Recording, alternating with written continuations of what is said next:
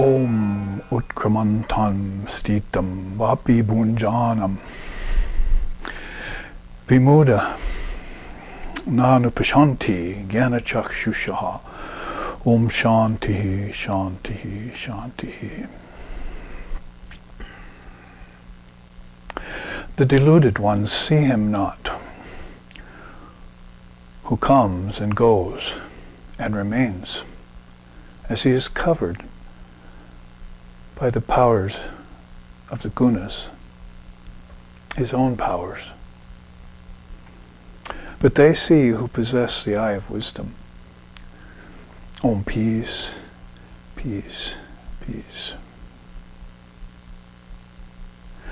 Om yo brahmanam viditati purvam yo vai vedancham prahinohi tashmai tanhadeva atmabuddhi prakasha mumukshurvai sharnamaham prapadye. Om shantihi shantihi shantihi.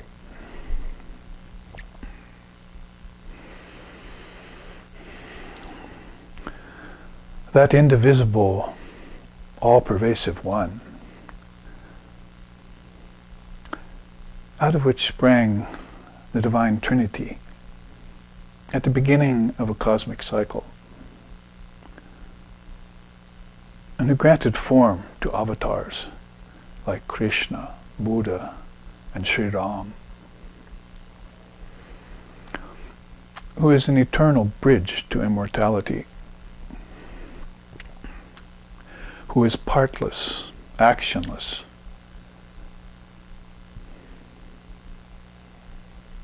divine and formless, who resembles fire that has consumed all its fuel. I go for refuge to that Supreme Brahman, whose light turns the attention of mankind to the Atman, the indivisible self in all things. Om, peace, peace, peace. May peace be unto us, and may peace be unto all. Om, Hari Om, Hari Om, Hari Om Tat Sat.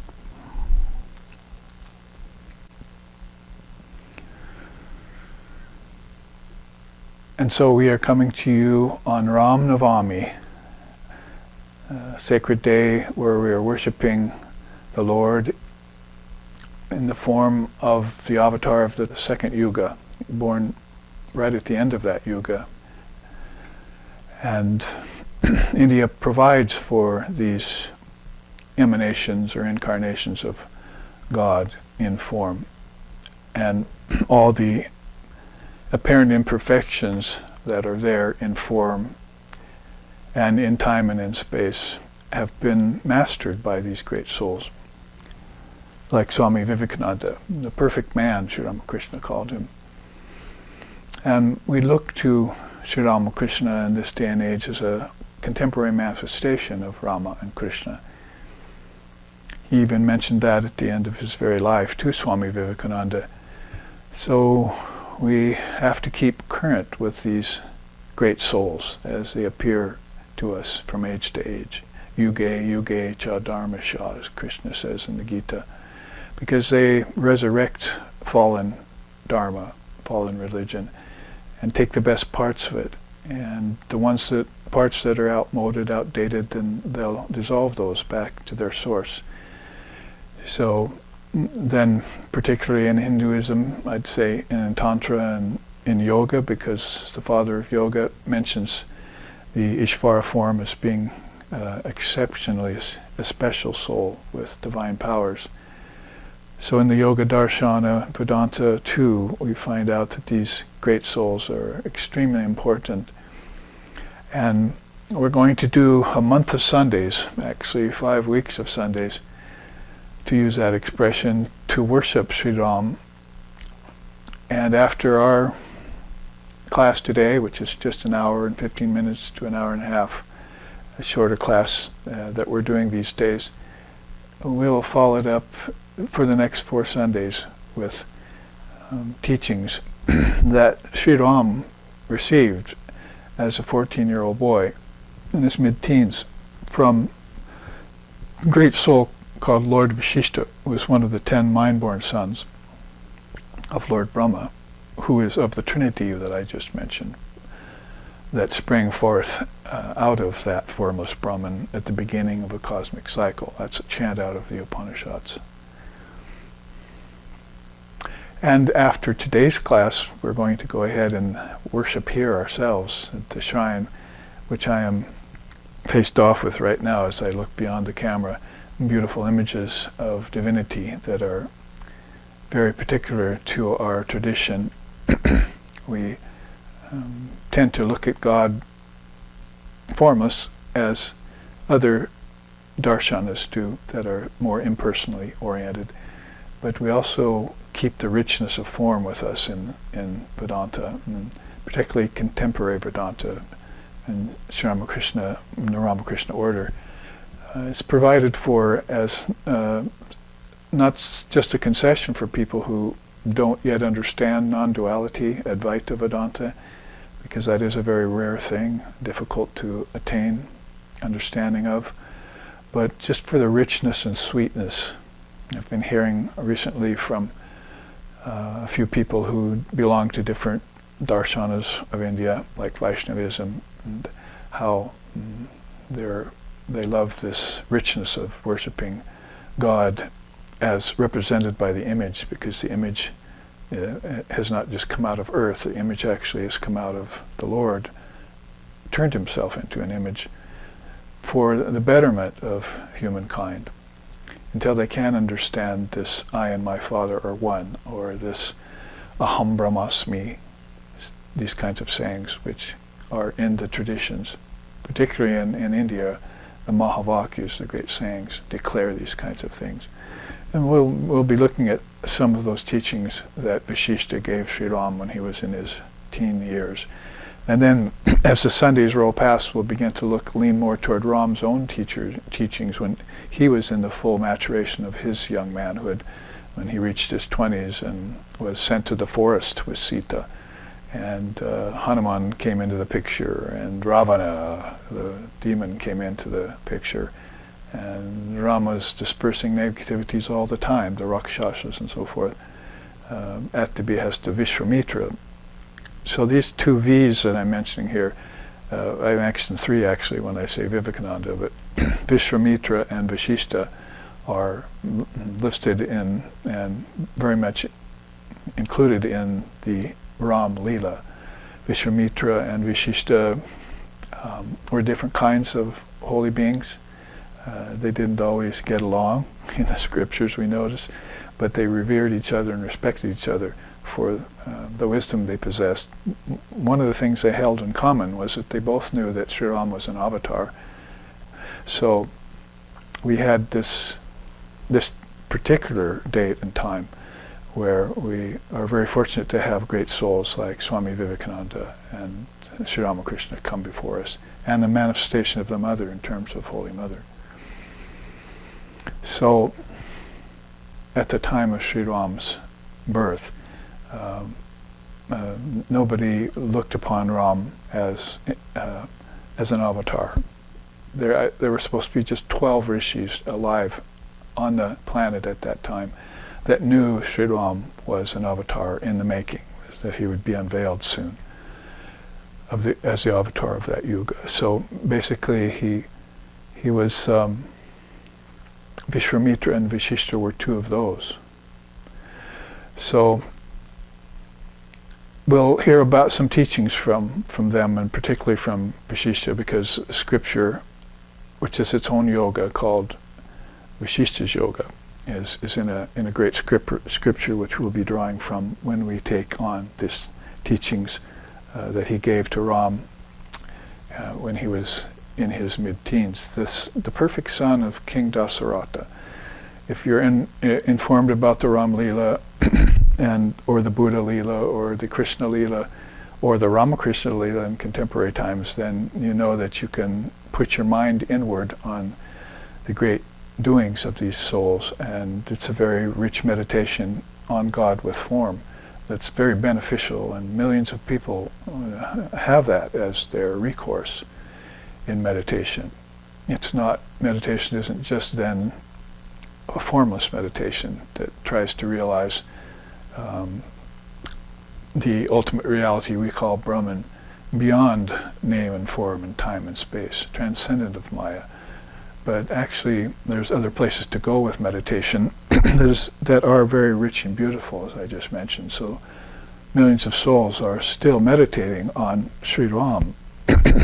And that's quite amazing, considering that he was, you'd have to say at least 5,000 years earlier than Sri Krishna, as they figure it nowadays. So he came very early on in the historical time. So it's difficult because that time is shrouded in time. The age has disappeared. So it's amazing that we have such teachings still available to us, and scriptures left behind by great souls like Vasishtha, in which we hear about these avatars. Otherwise they would be even more obscure to our understanding. But it's the teachings that come out of them that are truly great. The worship of them and worship of the personal God is fraught with difficulty over time. To those who take it as their main yoga, it's what they prefer as their philosophical stance. But the impersonal Brahman as a form of meditation appeals to a lot of people who suffer from the downfall of religion, as again Krishna has mentioned in the Gita. So the solution for that, as we will see in Ram's own teachings and Vasishtha's teachings to Ram, is that you listen to the principles and don't pay so much attention to the personality. That's a statement that Vivekananda has made. Because when you pay too much attention to the personality, then the religion begins to become heavy and weighty, and it falls from these high principles that are to be maintained, so that bhakti isn't left to be a matter of just emotion. That jnanam helps inform bhakti, so that bhakti can be more of a matter of devotion rather than emotion. And the same is true in the opposite way, is that jnanam gets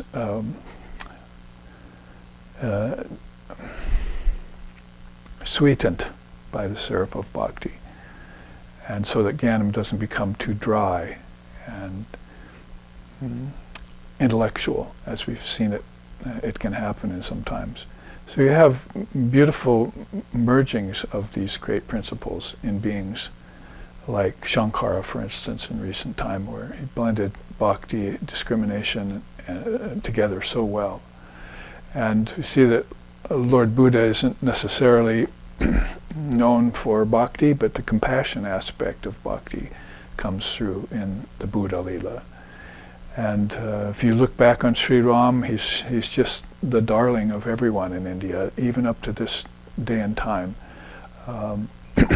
Krishna has grabbed more attention because more recent as an avatar, but the two were the same being, is the thing. And when Chaitanya came along then, around the 14th century, I think, then he was supposed to have conjoined Radha and Krishna together in one form, and people worshipped him most recently. Bengal has always been a hot spot for the attraction that the avatars, they come running to that spot because there have been such great powerful emanations there of God in form. So we are really speaking on this day of Brahmanavami more about God with form.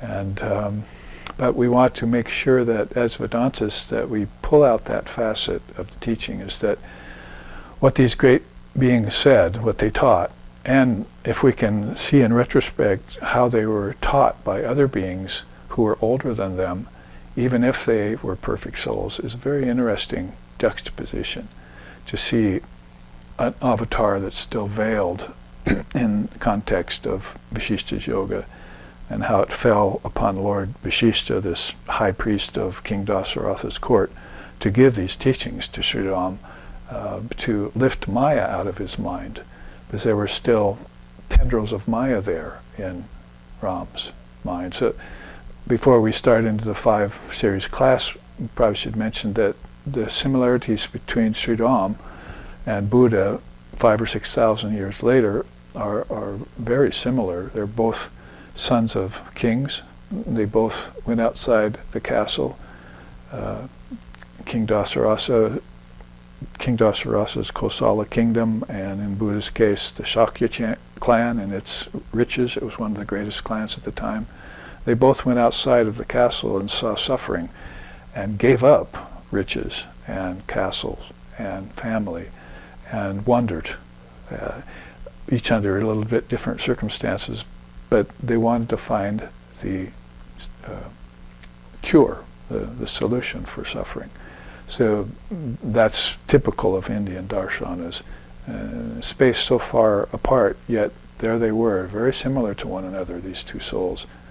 We think maybe if Krishna and Ram were the same, then why weren't Ram and Buddha the same, or Buddha and Kapila the same?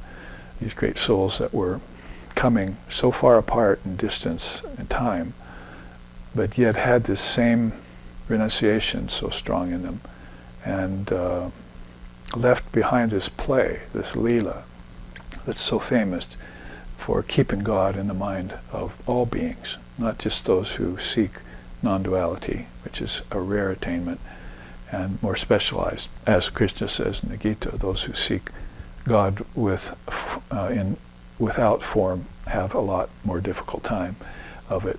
So that's a very sheer cliff that you're walking up there when you're trying to realize the formless Brahman. So getting to the Father through the Son, as Christ would have said, or to see God reflected in such great beings like Rama and Krishna, and now Ramakrishna, is a great aid for living beings. And so we need to probably make mention of that first, so if I make reference to it over the next month of Sundays, that we'll know that we're talking about these great Indian rishis, Ram and Buddha, who both left the palace, saw suffering, and it changed them entirely, and it changed their ways. They could have been princes and had wealth and so forth, but they both then became these great renunciates and these great exemplars of spirituality for India, and so many millennia apart from one another. So that's a very beautiful thing, and shows that renunciation remains the meed of these great souls, that they're not attached or attracted to conventional things, to mundane things, to superficialities and so forth. And therefore they will always be free of those so that they can give these teachings. And these teachings are what we want to focus on in this month of Sundays. So to get us started on that, we can look at this scene that happened in the Ram Leela, when starting from the point when he came back from his pilgrimage, and he had seen suffering. Before he left, he was just the apple of everyone's eye, as I said, so bright, happy. But when he came back, he was very, very morose, very serious, very quiet, and wanted to be alone, just from seeing suffering out there, outside his king's palace, amongst the common people. So it really changed him, and so it shows his extreme sensitivity, and also shows that he's this avataric descent that he's a major part of in that age, all of a sudden is beginning to, the curtain in front of us is beginning to thin, and he's beginning to emerge as this great world renouncer and this great exemplar. We tend to use the word exemplar in India rather than savior, because a savior, can sometimes be a downfall of a religion if people become weak and aren't able to save themselves. Because the exemplar, on the other hand, gives you the teachings, helps raise you up in mental attitude, what do they give us, these great souls? They give us the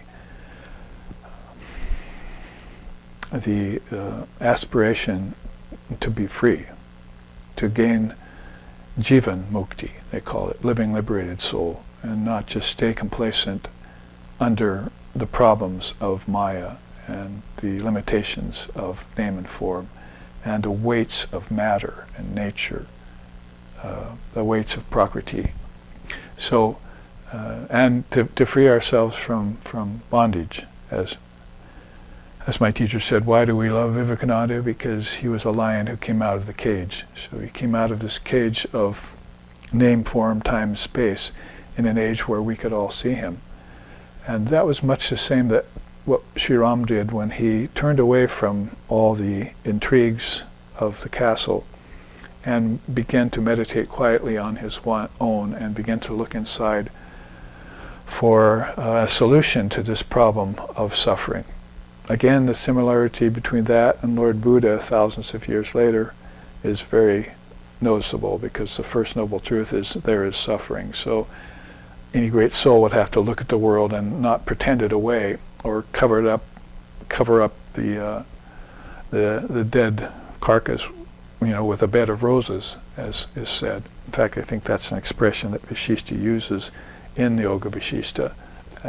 And we'll see other expressions he uses as we draw some teachings from that scripture. So in that case then, Lord Buddha also thinking about how to get over this problem of suffering, thinking in terms of the second noble truth, there's a cause for it, and then there's a way out of it, a method to use, the Eightfold Path and so forth.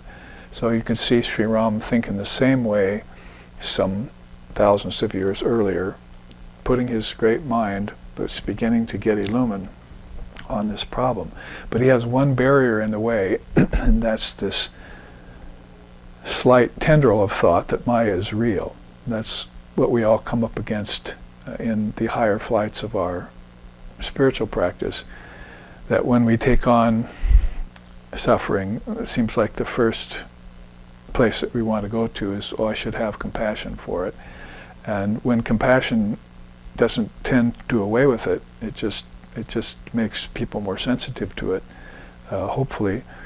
And then you have to roll up your sleeves and move deeper than compassion, as Vivekananda said, to actually loving the Atman in all beings. So you can't really love beings and their suffering unless you see the Atman in them, if you've seen it in yourself.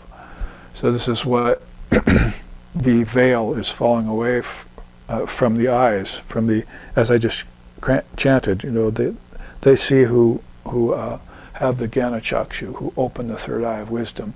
So as this veil begins to thin in the young Buddha and in the young Ram and so forth, in the young Vivekananda, if we look to this day and age, then you can see that they become vehicles for moving past just having compassion for the human race, but actually seeing what it's going to take to free them for all times, which means to free them from time. Because most beings don't have that spiritual aptitude to look at time as being illusory, to look at name as form as to be transcended, and to look at life as a rehearsal for death. See? So what ails you, or what ails us then?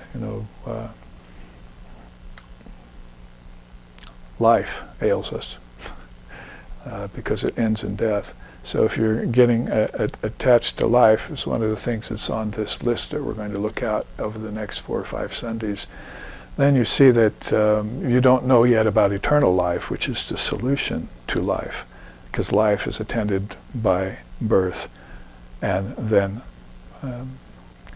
succeeded by death, and then rebirth happens again in all of that. So there are 3 things people really don't know about, that the soul's never born, but when it is born, then it's born into Maya in most cases, and then that life is temporary and relative, and it ends in death. And then that's not the end of the picture, is that then there's a cycle that both that Lord Buddha and Vivekananda talked about, a Kala Chakra, that takes people to then a next lifetime and a next lifetime. Buddha was famous for talking about that in terms of the nidanas, or these links that bind the soul into a several lifetime series, with maybe an opportunity to break the links of that chain. So that's what Ram is trying to figure out now, how to solve this problem, crack this nut of human suffering. And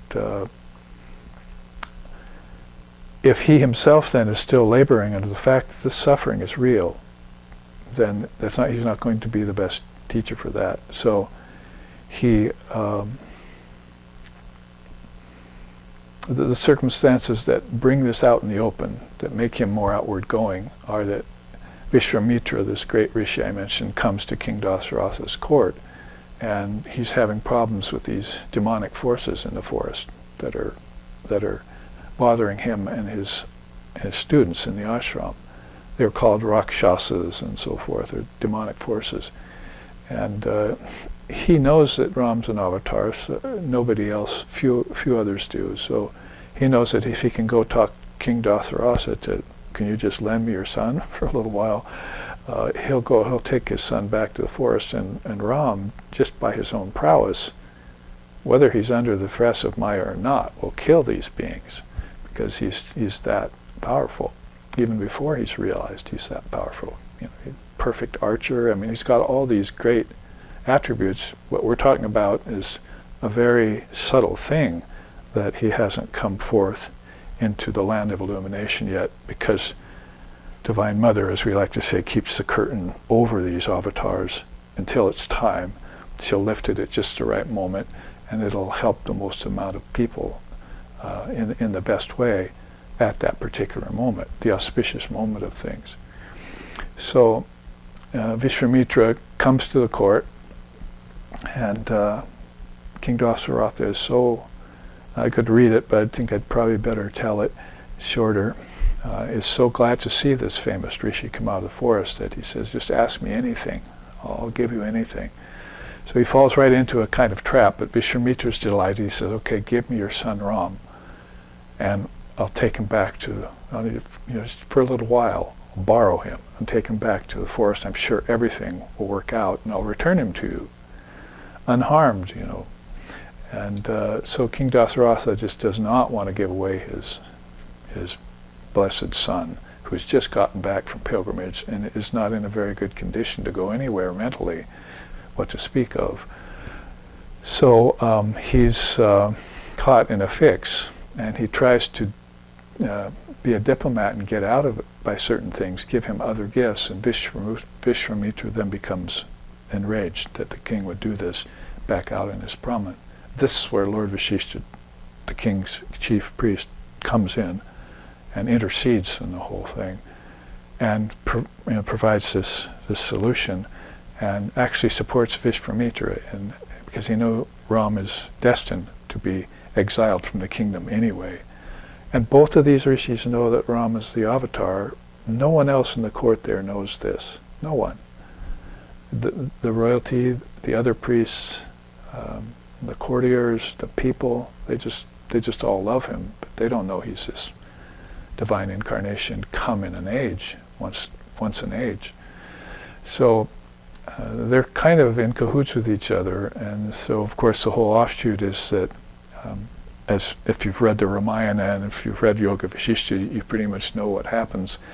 But that's where we're going to pick everything up right now, because when this argument breaks out and Vishwamitra gets enraged, then King Dasaratha sends for Ram. The young man comes to the court, and he's brooding. He's been brooding for days, and it's just like he's ready to come out with everything, complain about everything. Something that I call a discourse of divine discontent, is how I've named this years ago. When I read this story, I was very inspired by it.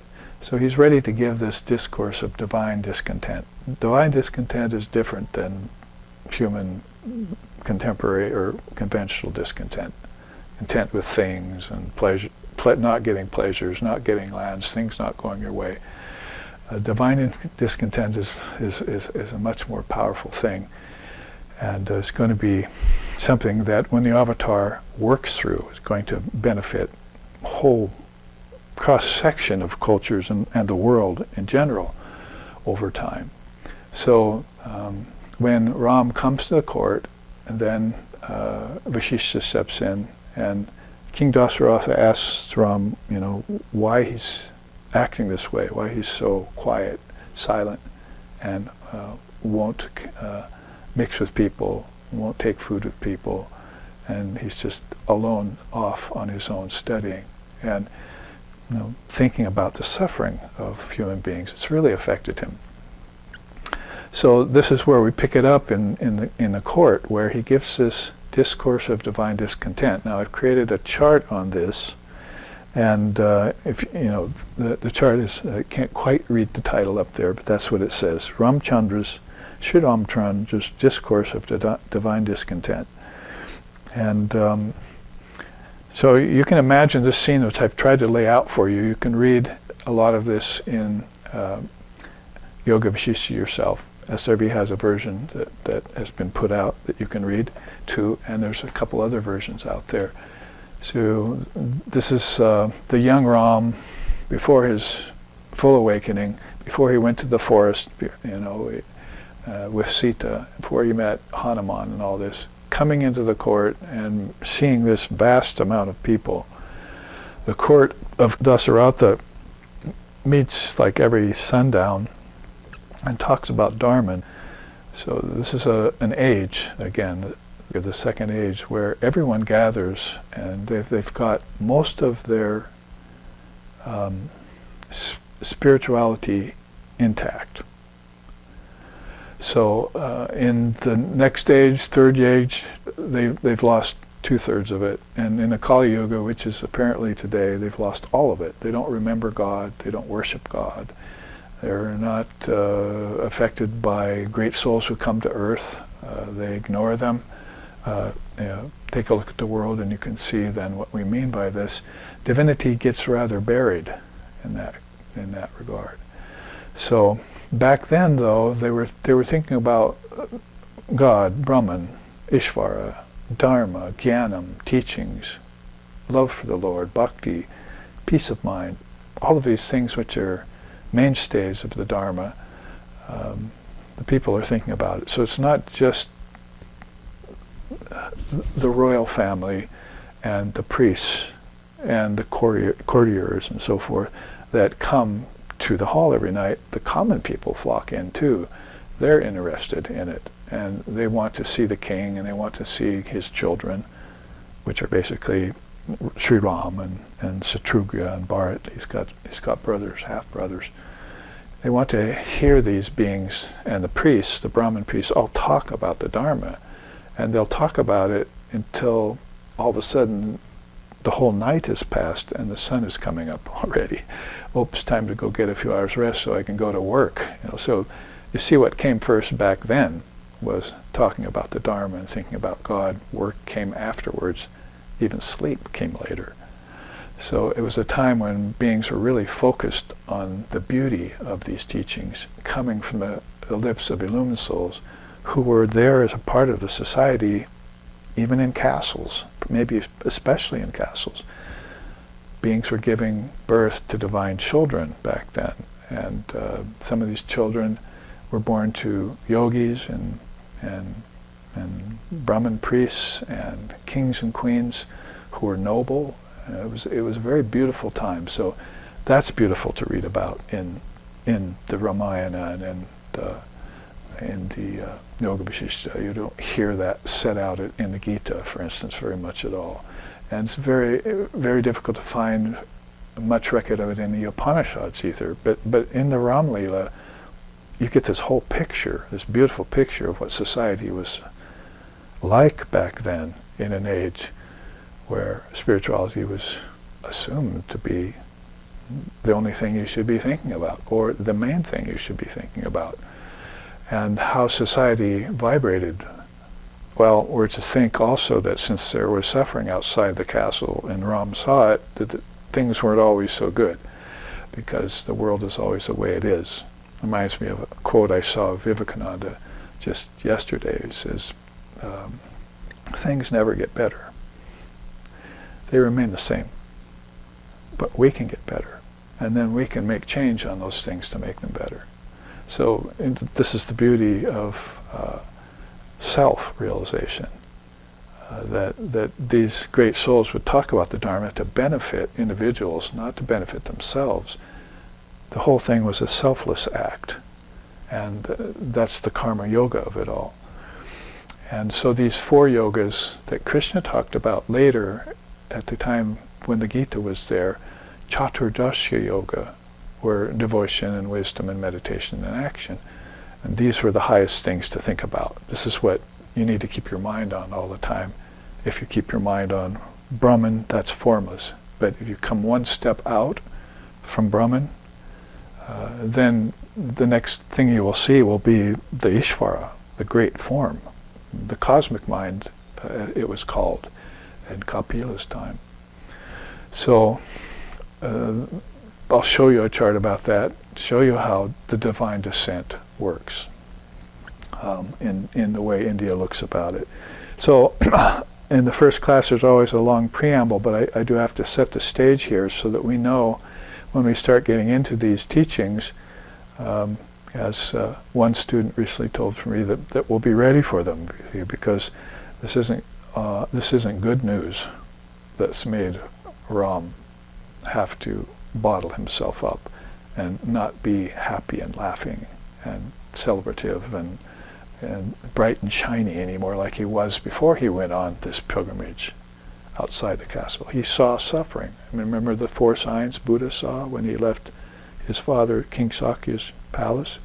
He saw 4 signs when he first went outside the palace, all having to do with suffering, and one of them having to do, with a person who had renounced the world. He saw a monk who had nothing to do with the cremation ground, with suffering because of the world, with illness.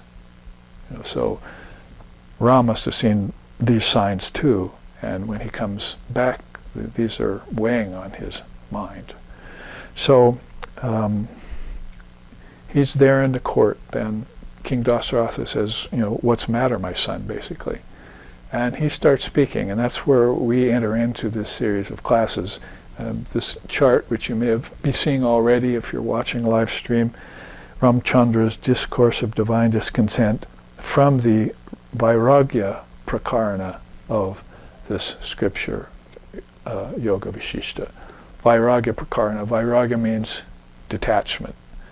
It's actually got, 12 stages to it if you really look at Vairagya closely. But it basically means discernment or detachment, and it usually comes about after you've seen the difference between the real and the unreal, between Viveka and Vairagya, and between Brahman and the world. Brahman Satya, Brahman is real, Jagad Mithya, the world's not real. So when you've finally seen this, and thousands of years later, Christ was talking about in terms of you must separate the wheat from the chaff. So all these great divine incarnations are coming forth with this same bit of truth for you, that you have to discern between the real and the unreal. That is, between what changes and what doesn't change. And in the world, as we just said, Vivekananda is saying, nothing changes, nothing gets better, it all remains the same. That means it always remains changing all the time. So you can see how Maya puts a flip on this and turns it on its ear and causes people to take the unreal to be the real. This is less prevalent in the society that Ram's born in and being raised in. People do have an eye out because they still have some knowledge in that yuga of their spiritual natures. It hasn't disappeared entirely. It's like time makes it disappear, just like it wreaks havoc on religion. Time makes every religion disappear and then go underground, and then it'll have to come up in another age as a brand new river, and hopefully that one will reach the ocean. That's how Sri Ramakrishna describes it in our time. So I've put this chart into terms of Ram's complaint. So King Dasaratha says, "What's the matter, my son?" If you want to slim this down, and Sri Ramachandra says, "Here's what's the matter," and he goes on this long discourse, which is pages long, even in a thinned down version of Yoga Vasishtha.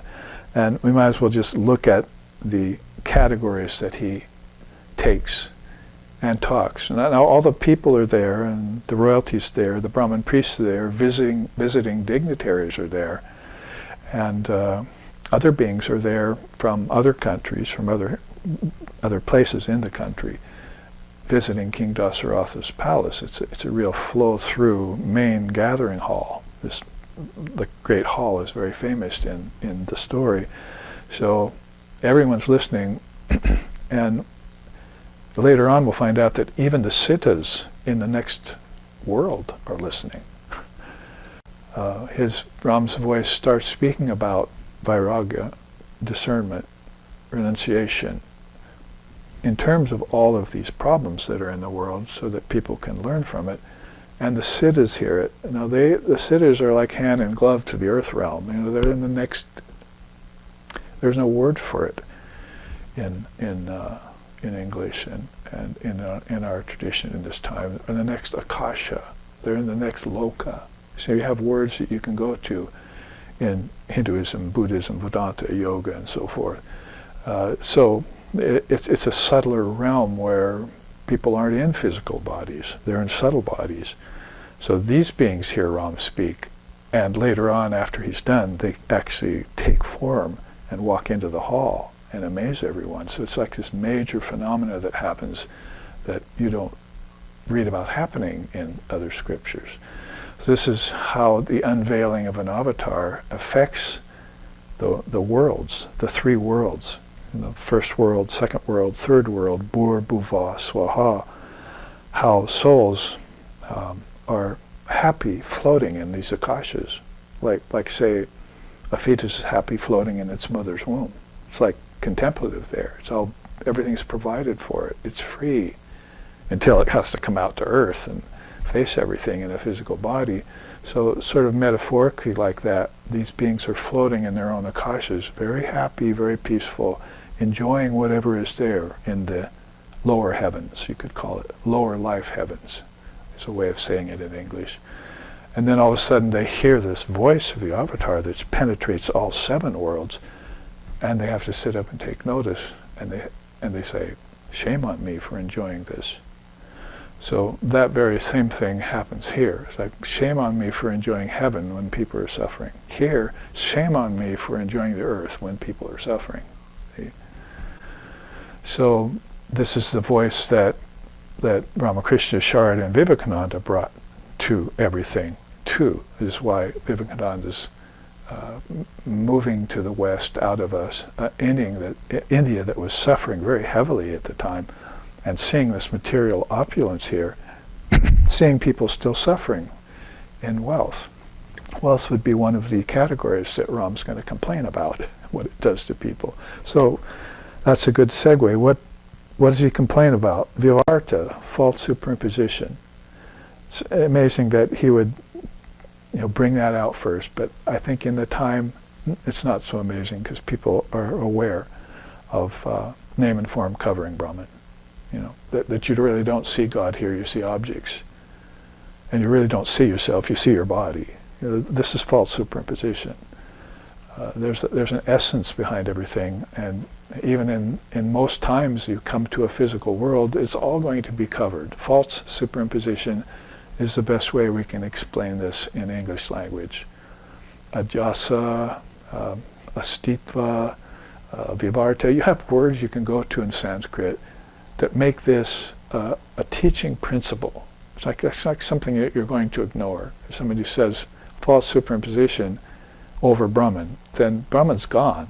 It's hidden, like Sri Ram is about to say here, like it covers the real with the unreal, like clouds covering a sun. He uses various things that he uses in this discourse. And Vishwamitra and Vasishtha are standing right there too. We have to keep remembering they're smiling inside because this is the avatar beginning to make his appearance. He's coming out of himself as a young teenager into this avatarhood. So they're just waiting for this. They've been waiting for this their whole life. And they're both aged and old and graybeards by this time. And Vasishtha is going to have to guide Ram, the young Ram, out of this subtle problem of suffering being real. This is a nut that's harder to crack than others. But if you have vivarta, if you have knowledge that reality is being covered here by things that aren't real, you've got a hand up on everyone else. You have an advantage over people who are even intellectuals or priests, and definitely over common people, so forth, that they're suffering for no real reason, except that they haven't seen that this is a covering power here, like green scum over a lake. Because there's green scum over the lake of their consciousness, they can't see the reflection in the water of existence. So it's very important, pausing on that, because it's just amazing that he would go straight to it. Say, oh, well, the first thing that's bothering me, you might as well all know, is that you're not seeing reality. That's why you're suffering. You might as well stop there. As if you, as Sri Ramakrishna said, move the green scum out of the way, oh, there I am again. You can put it in a simple story with this Kali Yuga avatar that we worship, that millions of people are worshipping now in Sri Ramakrishna. Little self-effort, it's gone. False superimposition. But if you just see the green scum, how horrible, I'm not getting near, I'm certainly not going to touch it. I'm actually going to turn my back on it, pretend it's not there. There's 4 ways in which you're never going to see yourself. You're never going to see divine reality if you act in that way. So I think that's why he brings it out early. The next thing is ajnana, rude ignorance. Hard to make a distinction, except vivarta is an actual thing that you know about that helps you move to remove false covering. But ajnana, rude ignorance, is what's there when you accept the world as real in the first place, you see. Like, why did you ever accept the world to be real in the first place? Then you wouldn't even have to have a concept like false superimposition. If you just knew that all was Brahman, even the false covering was a part of Brahman, then you wouldn't have this. So there's this thing called ajnana, or avidya is a nice word for it in Sanskrit, that has got people behind the 8 ball even before they start thinking about being free. Mula avidya, sometimes it's called. It's just really there as soon as the sun rises on an age. It's there before you even wake out of sleep to your day, at the beginning of a yuga, before the Trinity forms itself out of Brahman. It's there. See? It's called gunas and so forth. So that's a complaint of his. Basically you're all ignorant. You don't know it either. Some of you think you're very smart and wise. Like Vivekananda said, we all think we're great, but we're just imbeciles. That's what we are. It sounds like he's including himself into that, you see. Because we're imbeciles if we buy things on face value. If we accept things as they are for granted, and we just go on as if everything's okay, pushing the dead carcass under the carpet, covering it with dead roses, then how many lifetimes will go by in that condition to where we just habitually begin to think that the world is real? Sri Ramakrishna brought that out. The world is a false superimposition, and it's unreal because people have lived so many lifetimes thinking it's real. Their thinking is exactly backwards.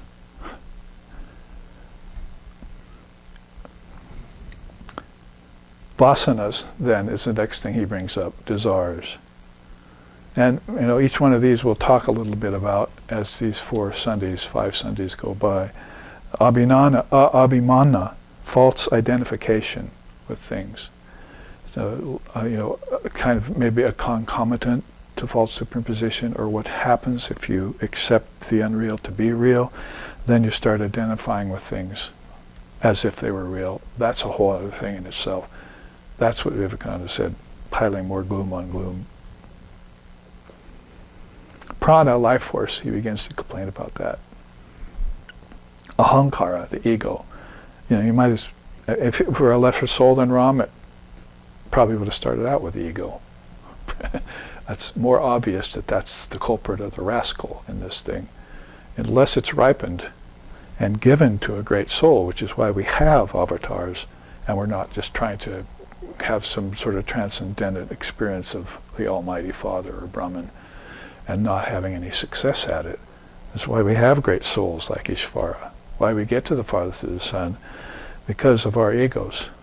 They'll take them away for us. They'll help us ripen them. Our love for our Ishtam will help ripen our ego. So Holy Mother said, you can't pull worship and so forth out from under the people. Pull the carpet out from under them like that. They need that to qualify themselves for this great realization, I am Atma Brahma. This self is Brahman. Aham Brahmasmi, I am Brahman. That's not going to be anything that's going to bring you any great success, if you haven't first qualified yourself in the way that Ram would talk about when he was Krishna, thousands of years later. See, first, work, work first, and then get knowledge. Then from knowledge you can get freedom from work. And then from freedom from work you can get sannyas.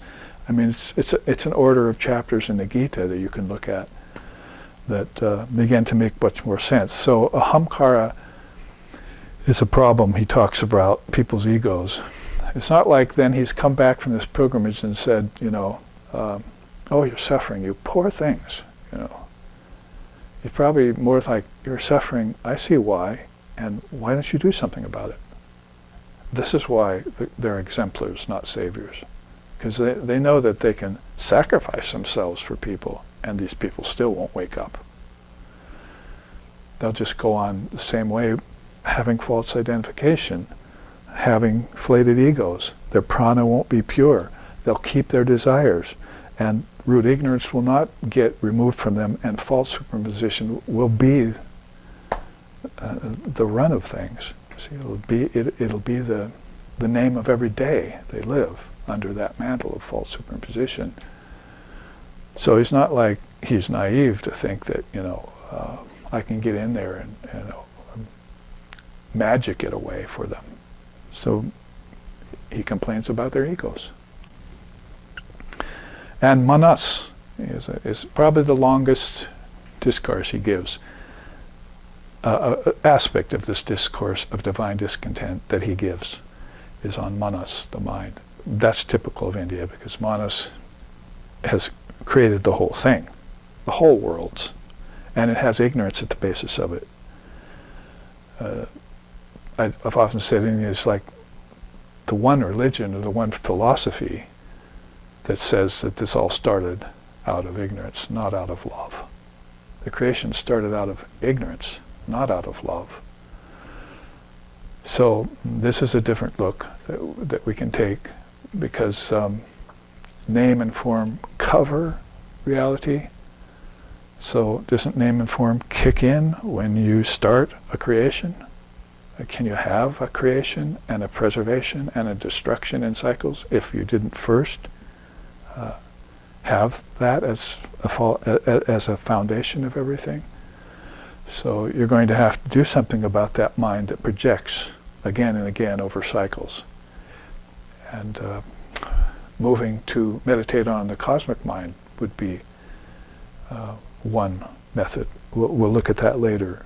If I ever get to those charts today, we're giving this as the introductory class so that we can really come back next week and be ready. Maybe in the meantime, when I come back next Sunday, you could have read some of Yoga Vasishtha. In this particular edition we put out, even the first 20-25 pages will reiterate what I said for you as you're watching, and you'll be ready to hear us go through this and I'm going to bring a chart to each one of these. I'll just tell you my plan now. If you don't like it, then you can quit early. But get ready, because we're going to look at Ram's discourse of divine discontent in an age that was much more enlightened than ours. Maybe not mechanically, and but definitely spiritually, and probably a lot more pure mentally than ours too. The next things that come along fall lower than these cosmological problems. You can see that these ones that we just looked at, really are collective cosmic. The ones we get to now are individual things, and the good part about that is you can do something about them. Like, for instance, deha, your body. You think you're your body. To the extent you think you're your body, then you're not the spirit. And to the extent that you know you're a spirit, you're not the body anymore. So there are good things to use the body for in order to waken up to spiritual verities. The next just pretty much goes down. You've got jayate, vardate, and apakshyate coming soon. These are 3 of the 6 transformations. Basically birth, growth, old age, decay, and death.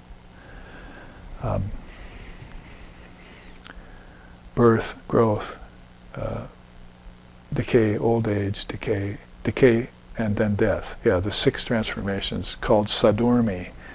And Buddhism has those 6 billows, they call them, in one tradition. So 3 of those are coming up here. Jayate is infancy, how you're just, he really reads a riot act on it, how you're just fearful and helpless when you're a baby. And anything could happen. You're at the beck and call of others who maybe love you, maybe don't, or love you in the wrong way, or you're open to attacks from animals, insects, germs. I mean, he just reads the riot act on it. I'll give you some little reading as I go along in this, but I've marked the pages, so just a few sentences for each. Kama, lust. That's, of course, implies the other 5. Lust, anger, greed, envy, jealousy, delusion, or the 6 passions. Sometimes others, there's a little bit different list, but basically those kama, krodha, and so forth mentioned in the Gita is where we get the 6 passions in the Gospel of Sri Ramakrishna. He keeps mentioning them, and I wish I knew what those 6 were, Because every once in a while you think, oh, one of them is anger because he's talking about anger, and then he brings in the 6 passions. So we went through and we looked, and we made a list of the 6 passions, so we know what it is we're up against in ourselves, because this is getting more personal, more individual. And there are teachings to be given about it that help. So then apakshyate is old age. Again, one of those 6 transformations. Kala is time. Now we're getting back to the cosmic, Talk about time, boy, you can go on and on forever with that one.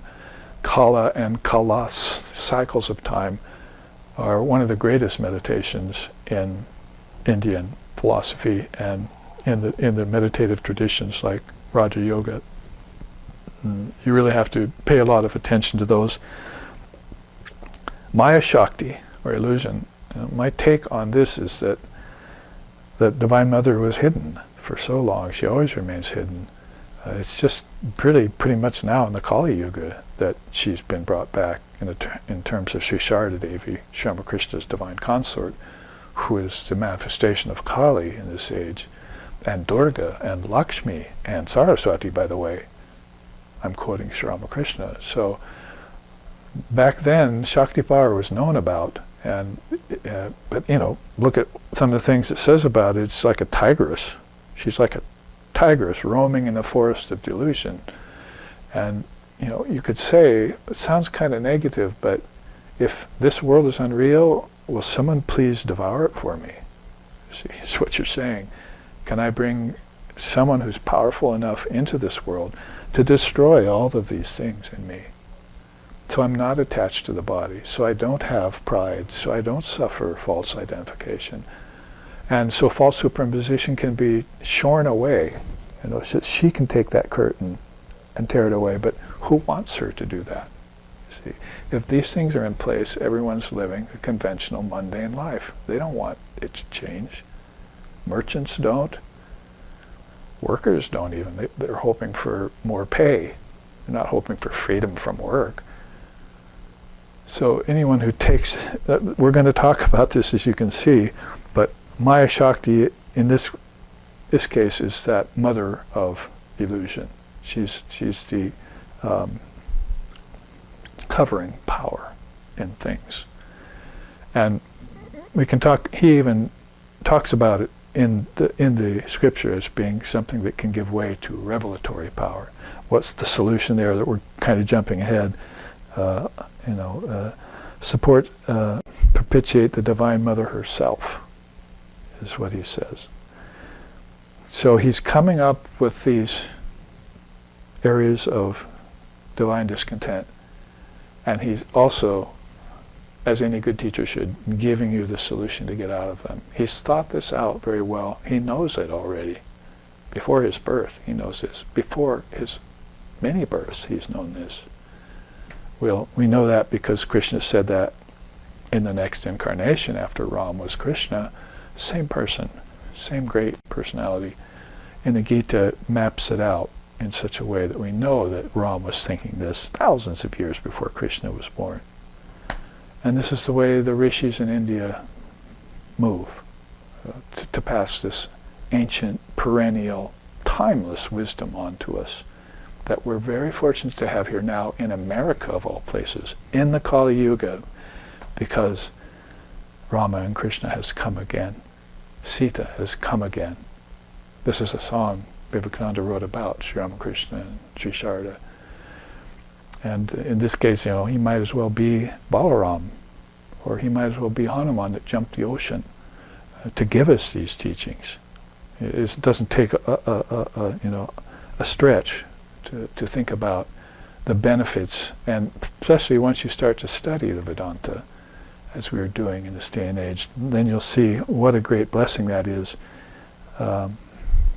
He ends up his discourse of divine discontent with wealth, and then talks some about samskaras, mental impressions that are formed by people. So this is a sandwich. There's some very high cosmological purposes, some interpersonal things, then some very personal individual things, and then back to, and this is kind of in the order in which he brings it out in his discourse. I haven't really changed the order much. But finally brings it back to some very fine philosophical principles like Maya and samskaras, mental impressions. Because he's already talked about mind, so then he's going to come back later and talk about its impressions.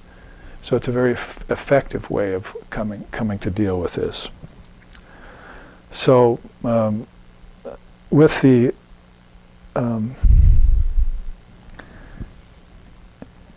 introduction I gave to this class, then this is what I was really hoping to get to, and I think we can then look at Vivarta, maybe because let's see, we have until 4 o'clock if we wanted to keep the schedule. So we have just a little less than a half hour that we can dig into some of what I'm talking about here and what Ram says about it. So you're talking about Vivarta coming first, you see. So covers the real with the unreal, he says. And again, keep in mind the assembly is dumbstruck, and they'll get more and more dumbstruck. As he goes along talking about all these things, this young man whom they've thought was just this beautiful, shining young lad is very serious now, and his voice has become like a voice of authority that echoes through the hall and actually is penetrating even the worlds, so that the siddhas can hear him. So he's coming out of himself and pretty much giving everyone,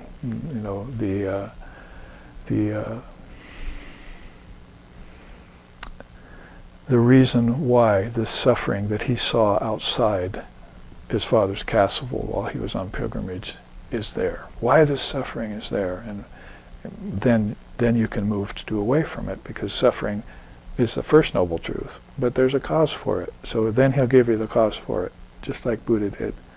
And then there's a way out of it, right? So there are the solutions. And finally, you've got this path you follow, which is an eightfold path.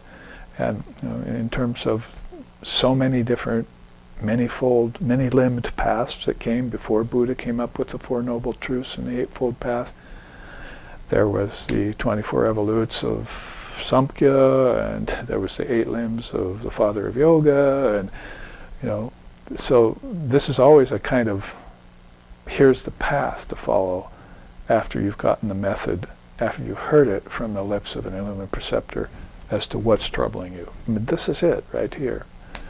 And you go way back, millennia, to see how it looked in another age.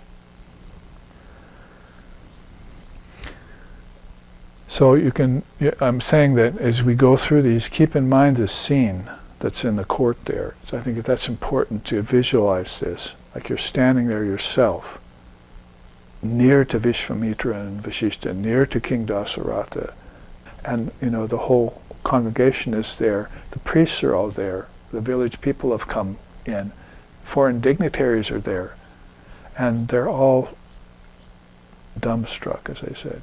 So they're just like, where is this teaching coming from? He's never been like this before. And we can talk Dharma every night, but we're not getting to this source of problems like he is. So this is an amazing moment. That's why I had to think of a name for it. Discourse of Divine Discontent, because it's very hard to call an avatar negative and make it stick. We think of our saviors and as great souls who are like full of bliss and all that, but they suffered intensely. And the thing is that their suffering was because of our suffering. They were suffering. Otherwise, they would have been more bliss-filled and less put upon with the sufferings of others. So think about this court scene when Ram starts talking about false superimposition. We'll take our first reading there to get our feet wet on that, right from the scripture then. He says, "Though my birth was auspicious, born as I was into the great solar line in the house of Dasaratha, and raised up with no end to inform me of all the facets of knowledge, and raised up with an end to inform me of all the facets of knowledge available, I yet find that there is no lasting happiness in this knowledge, and none certainly in the world.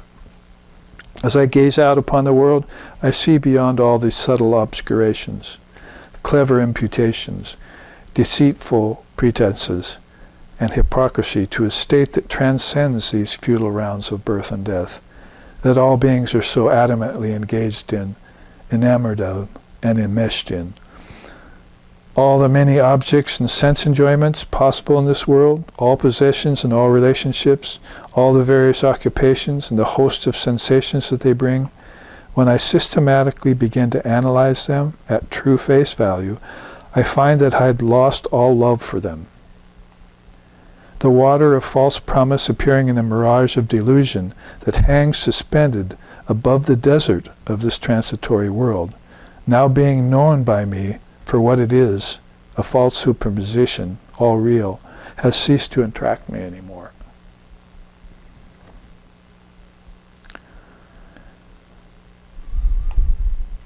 So, why does a monk give up the world? I mean, there's your answer right there. They analyzed it, they saw it, and beautifully put there, that the water of false promise appearing in the mirage of delusion that hangs suspended above the desert of this transitory world. He's just putting it all in perspective there. So it doesn't leave any wiggle room to give it any kind of hope for persisting in the mind. When I saw it for what it really was, What else could I do but give it up? Because why? Because it caused the suffering that I saw when I went outside my king's palace. Before that, I didn't see it. I just saw this beautiful world, palace life, good foods, good company with my brothers, a great family, born in the solar line, he says, with Vasishtha right there, one of the greatest minds, on the world at that time. What else could he have wanted? But then he saw the Maya hiding behind everything. So then I will read this last sentence because it does bring us into his problem right now. Yet my own delusion around this matter still clings in the mind, despite my conclusions, like a cherry pit stuck in the throat, posing immediate danger. Where is peace? That peace which is supposed to descend upon the advent of such mature dispassion. Vairagya prakarana. When that dispassion comes upon you, it should bring you peace. Where is it, he says? Well, he's just barely started. He'll probably answer his own question when he looks in this way. But you can see across the top of the chart, it covers the real with the unreal, Adhyatma. It's like blue in the sky or a mirage in the desert. Remember Sri Ramakrishna saying, if you go up in the sky, you'll find out it's not blue at all. It doesn't have any color. Or even clearer, he said, if you see an ocean from a distance, it looks blue. But if you go up to the ocean and take some water in your hand, it's clear. So everything is a false superposition. It looks like something else and it's not. You have to go close to it to find out. And I think that's true of suffering and of Brahman. You have to get up close to it and look at it and observe it. And in terms of Maya, when you get close to it, from a distance you see, you don't get involved in it, because that's why people are suffering all these, because they believe the world to be real. As soon as they're in cycles of time in Maya. As soon as they have this realization that he just talked about here, you're not in Maya anymore. I had somebody write to me about that last night. He says, what is this Maya that we're involved in? I said, that Maya, we are not ever in that Maya, I wrote back. That Maya is in us, so we must be free of it. We can't hold it. So here's what it's getting to. My own delusion around this matter still clings to my mind. So Vasishtha is going to remove that. This whole rest of the scripture is beautiful. Is that Vasishtha takes certain beautiful dharmic teachings and meets with Ram alone, guru and disciple style, and just tells him stories. Basically, the whole thing is about telling stories in the tradition that have dharma and wisdom and devotion in them, about people like Sukha. What's up here, there is one thing that thou hast yet to do, give up the delusion of Maya that has arisen in your mind. King Janaka said that to Sukadev. And that's the first story Vishwamitra tells to Ram as soon as this is over. As soon as this is over and people are like aghast, and the siddhas come out of the atmospheres, rain flowers on the assembly, and everyone starts talking, and they're completely sobered. Then the first thing Vishwamitra does, because he's not involved in the rest of the story like Vasishtha is, but Vishwamitra, before he departs, he tells him the story of King Janaka and Sukadev. Sukadev couldn't get that final Maya out of his mind from his father. Vedavas can't remove it, then who can, So he goes, his father sends him down to the world.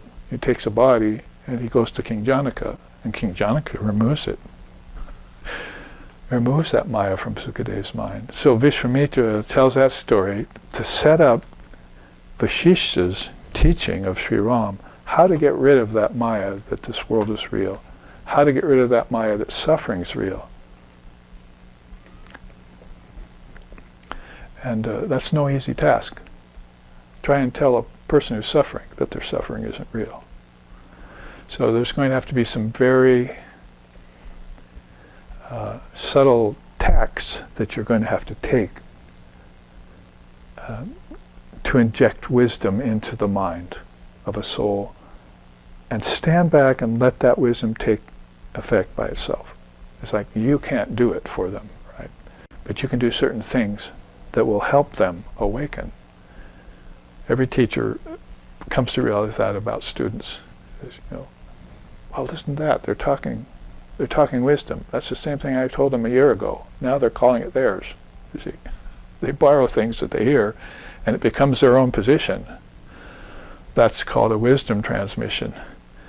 And to the state that they can realize that's been given to them, to that extent, and then they'll get free and help free others. That's what this is all about.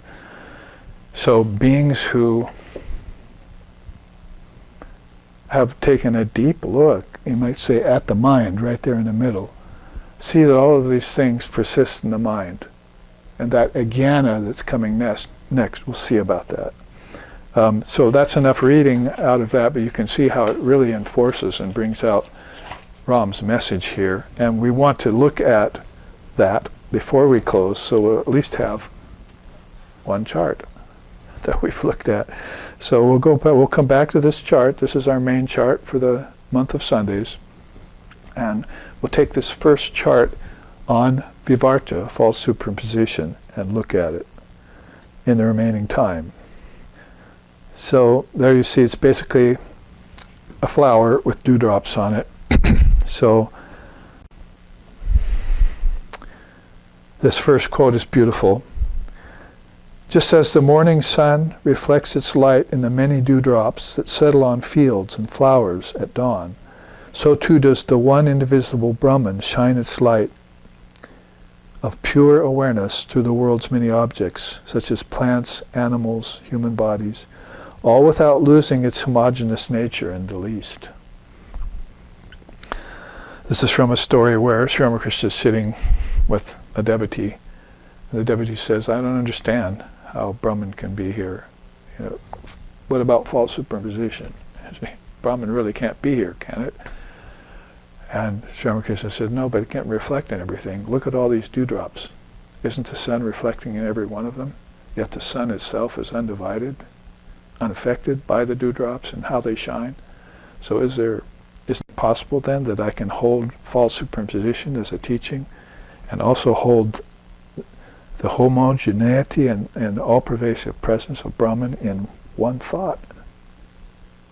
And isn't it going to be best for me to do that so that I might not drift back to ajnana, desire, false identification, impure prana ever again? If I can do that. So this is why vivarta, is a main axiom, teaching axiom in the Dharma.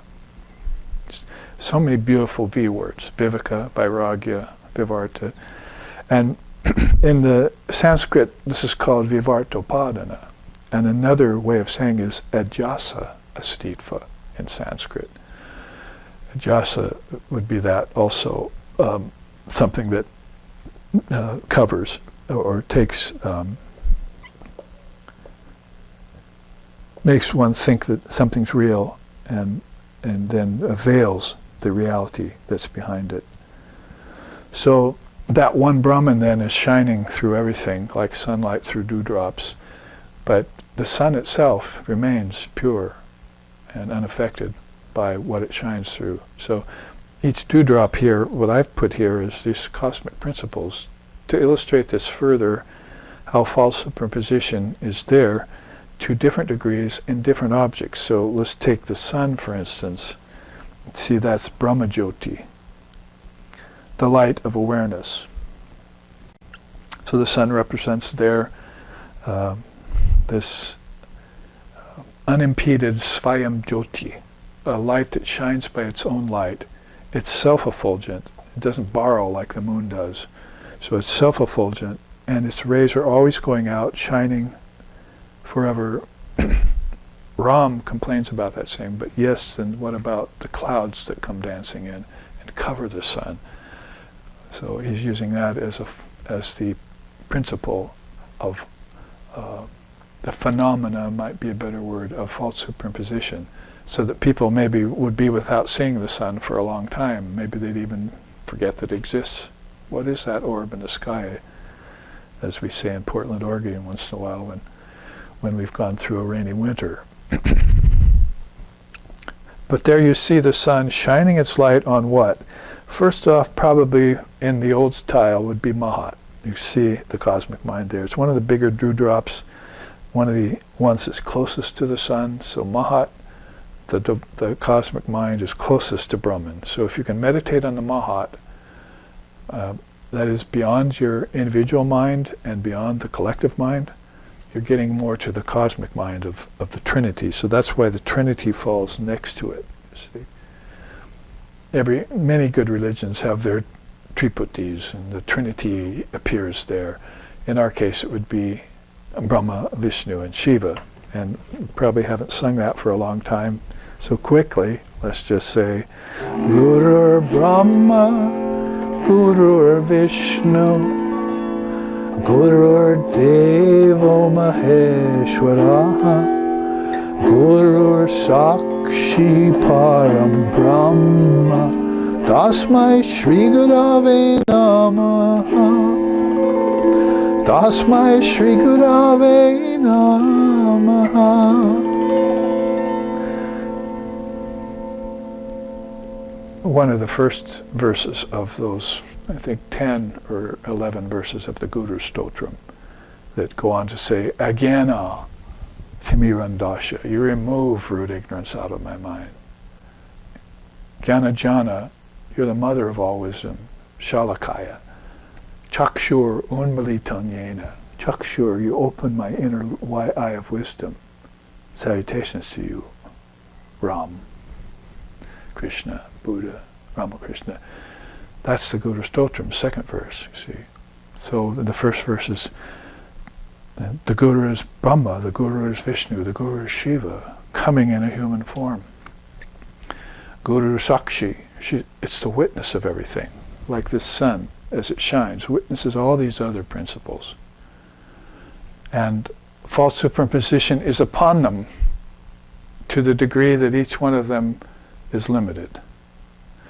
In a living soul, a human being, then a more enlightened soul, well, like we said at satsang on Saturday, consciousness is sleeping in stocks and stones. It's dreaming in insects and animals, and insects and plants. It's awakening, you could say, in human beings, and it's fully awakened in a lumined soul. So in that hierarchy of things that are on earth, you see, right there in the universe, then the object or body or mind that's in states of infancy, youth, old age, impeded by the six passions like lust, subject to time, are covered with false superimposition to the extent that those things are there. In the illumined soul, they're not there. It's like, you know, God's lips to my ears, some of my students likes to say. See, that third eye has been opened. Chakshur Unmilitanyena. It's open. Now Brahman's informing me. I only listen to Brahman now. I only see Brahman everywhere now. I hear nothing but Brahman. My hands reach for nothing but Brahman. My feet walk on nothing but Brahman. A beautiful song in India, poem. So the Mahat then would be this great, great mind. And it has its limitations. So there's some false superimposition there, even present in the Trinity, because they were projected. Like we just chanted, Yo Brahmanan Vidadati Purvam, Yo Vaivajamscha Prahinohi Tasmai. You know, basically Upanishads say, out of this all-pervasive, indivisible, nameless, formless presence sprang Brahma, Vishnu, Shiva. Came with the Guru principle in it, isn't it? And the further into the 5 elements towards earth you get, the more that guru principle suffers what? False superimposition, limitation. So you see some shining in water, you see some shining in earth, you see some shining in the physical sun and so forth. You see some shining in a dewdrop, you see some shining in a firefly, in a glowworm. See? But you could hardly call that the light of Brahman, which is vast and unlimited. So in that way, we see that false superimposition is playing its nefarious game over everything in name and form. And you probably wait till you get to talk about illusion and delusion with the Maya Shakti and how this has become a serious affair. Ignorance has become a serious affair to people who want to wake up, like Ram out of the palace, like Buddha out of the palace, like Krishna's on the battlefield, like Sri Ramakrishna born in Calcutta. So, I mean, this becomes some serious business that you want to find the origin for and find the one who can unveil, strip the wrappings off the gift. So false superimposition will not be able to abide there, like darkness in a cave all of a sudden. So you see then Trinity is close by. Then one of the bigger dewdrops, of course, is Ishvara, God with form. We just talked about that.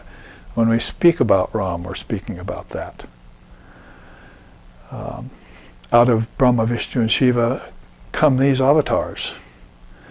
And the avatars, the Brahma, Vishnu, and Shiva itself comes from the beginning of every cosmic age as great souls manifested out of Brahman, out of the light of Brahman. So this is all, trickle out effect, and it's more and more false superimposition is becoming naturally involved in it as the forms become grosser and denser. I think we can take a few minutes and finish this because you're getting the idea here. See these dewdrops. Another one is manas, the mind. We'll get to that, but it's already been said that that's a culprit, especially along with the ego, ahamkara. I mean, he's taking these in some sort of order, but he's leaving us to make the connections thousands of years later through the philosophy of Vedanta that we're so fortunate to be availed of. Manas, the universe, living beings. Let's read the quote now. Brahman is qualified by the universe and its living beings. At the beginning, while following the method of not this, one has to eliminate the universe and its living beings. But as long as I consciousness remains, one cannot but feel that it is God itself who has become everything. He alone has become the 24 cosmic principles. Well, these are some of the 24 cosmic principles here. Mahat's the very first one of those, actually.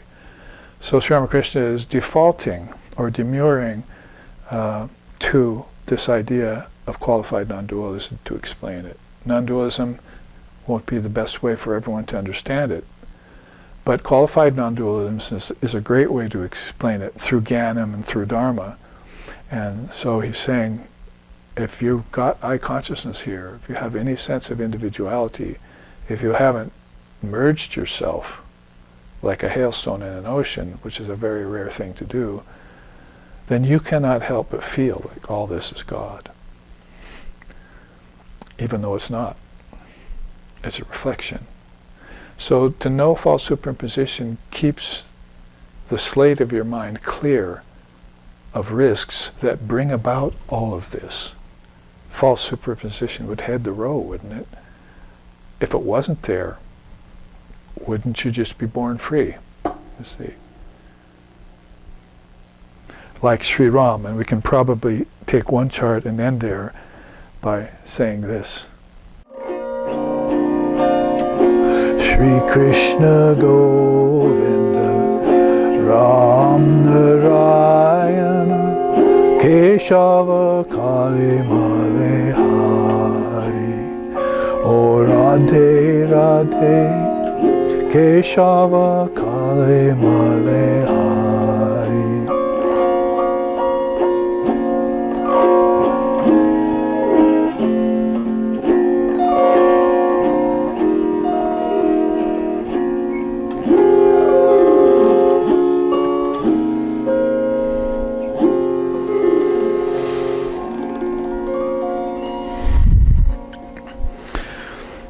Om Satoma Sadgamaya Tamaso Ma Joy Tir Gamaya Mrityurma Amritam Gamaya Abira Abira Mayeti Rudra Yache Dakshina Mukam Tenamam Pahinicham Om Shanti Shanti Shanti. Lead us from darkness to light. Lead us from lower truth to higher truth. Lead us from the unreal to the real. And from the illusion of death to eternal life. O Ram, Sri Ram, Sri Ram, Sri Ram. Om Shanti, Shanti, Shanti. Peace, peace, peace. Peace be unto us, peace be unto all. Om Hari Om, Hari Om, Hari Om Tat Sat.